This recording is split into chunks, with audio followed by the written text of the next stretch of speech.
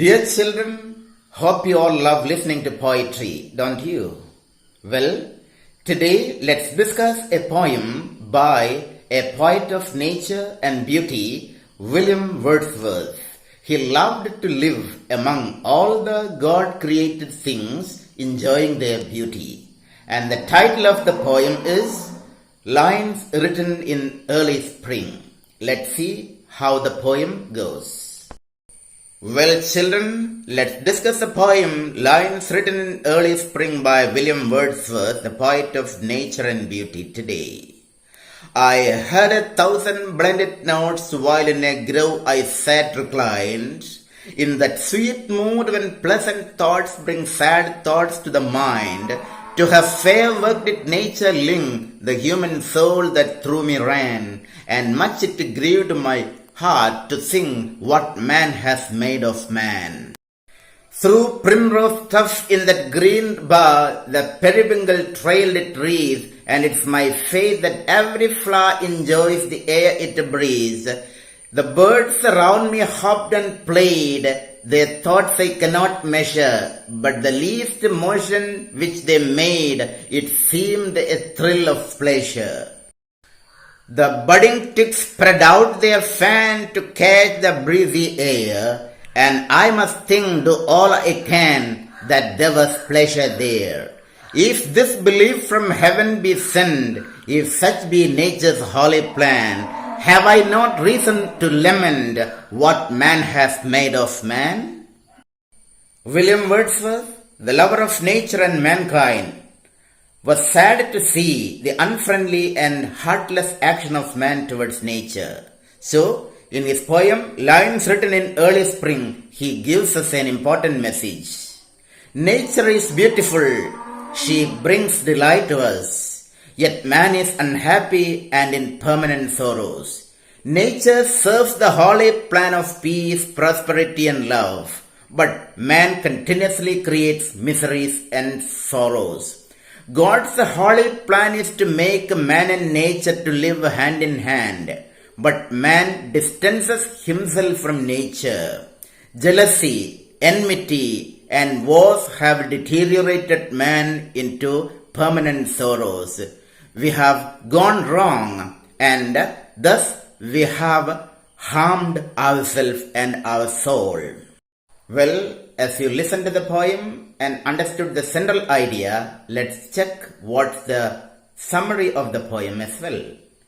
The speaker shares with us his experience while sitting happily and comfortably in a woodland grove, and his mind was filled with several thoughts. While he finds delight in the nature's beauty, the same beauty brings to him sad thoughts also. The speaker is excited at nature's godlike abilities of linking a man's soul to herself, but he also feels grief while thinking about how cruelly man has separated himself from Mother Nature. The speaker is highly thrilled by nature's beauty. He finds delight in the green boughs and has faith that the beautiful flowers enjoy every ounce of air they breathe. They are thankful for living beside nature. The speaker observes the birds which sing and hop around him. He watches these creatures in wonders. Even though the poet doesn't understand the language and ways of the birds, he does recognize that the birds are creating all these movements out of sheer pleasure and joy. The breeze flowing is sweet and light. The ticks are spreading out to catch the sweet air, and all the speaker can do is gather pleasure in their existence. Towards the end of the poem, the poet doubts and asks, if this is heaven and this is the holy plan of nature, then what has man made of himself by unwisely separating himself from such joy and delight provided by Mother Nature? Well, children, hope you all enjoyed the poem Lines Written in Early Spring.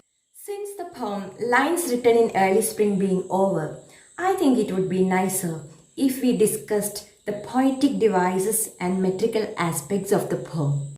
I agree with you, Ms. Prasija. It will help children to attempt all questions very well. Well, Miss Procedure, let's see the opening stanza of the poem, lines written in early spring by William Wordsworth, and how each line in the poem ends. I heard 1,000 blended notes, while in a grove I sat reclined, in that sweet mood when pleasant thoughts bring sad thoughts in mind. To her fair work did nature link the human soul that through me ran, and much it grieved my heart to think what man has made of man. Here the first and third lines rhyme as notes and thoughts. Second and fourth lines rhyme as reclined and mind. The first two similar sounding end words can be marked as A, and the similar sounding end words reclined and mind in the second and fourth lines of the same stanza can be marked as B. The pattern continues in the following stanza also. So, the rhyme scheme of the poem is A, B, A, B. By the way, what is exaggeration in poetry? Well, Miss Radhika, poets often employ different devices to heighten the feeling of readers and attract attention by making something bigger, louder, and attractive through exaggerated statements. We term it hyperbole in poetry, not its pronunciation, not hyperbole, but hyperbole. And see, for instance, the poem Lines Written in Early Spring starts thus. I heard 1,000 blended notes. Nobody can hear 1,000 blended notes at a time, but the poet heightens the feeling to attract the attention of readers. Similarly, Wordsworth used hyperbole in his poem Daffodil as well. See, 10,000 I saw at a glance. 10,000 saw I at a glance. See, another world-famous exaggeration used by William Wordsworth in his famous drama Macbeth. All the perfumes of Arabia will not sweeten this hand. All the perfumes of Arabia will not sweeten this hand. These are examples of hyperbole or exaggeration. Now let's look at another expression from the poem. And it's my faith that every flower enjoys the air it breathes. And it's my faith that every flower enjoys the air it breathes. Here, the flower is given the human quality of breathing. This is an example of personification, that is, giving or attributing human behavior or qualities to non-human things. See another example. The wind is whispering to the leaves, or the leaves are dancing in the wind. These are examples of personification. See, in the poem Lines Written in Early Spring, William Wordsworth, the poet of love and nature, expresses his concern about the way of the world in an important line in the poem. What man has made of man? What man has made of man? When you listen to the line, you can hear the repetition of a consonant sound, that is, gets repeated in the line. I repeat, what man has made of man. This kind of repetition of consonant sound in a verse line is called alliteration. Alliteration is the repetition of consonant sounds in a verse line. We can see similar instances in I have 5 faithful friends in France. Well, finally, let's have a look at the following couplets. In that sweet mood when pleasant thoughts bring sad thoughts to the mind. In that sweet mood when pleasant thoughts bring sad thoughts to the mind. Here the poet speaks of simultaneous expression of opposite feelings, that is, sorrows and happiness, that is, pleasant and sad. This is an instance of oxymoron in poetry, that is, opposite feelings are evoked in the same time in the mind of the poet.